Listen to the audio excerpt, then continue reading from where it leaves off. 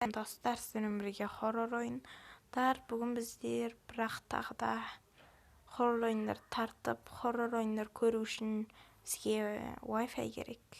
Ал өздерінің Wi-Fi-ларыңыз керек деңіздер, келмейін, Wi-Fi-лар алмай, көршілеріңіздің Wi-Fi-на былай кіруге болады. Ол үшін сіздер Free Wi-Fi дегенді тартуларыңыз керек.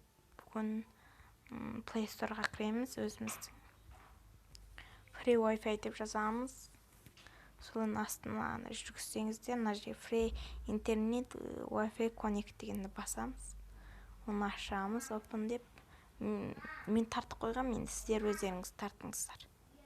Мен тартып қойғам, сосын мына жерге Microsoft деп жауып тұрады, мынаны бассаңыздар ашылады, міне.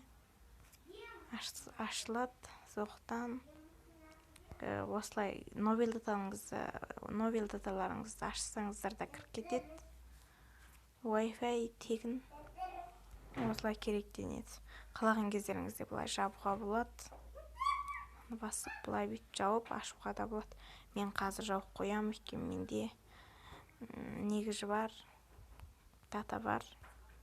Сондықтан осылай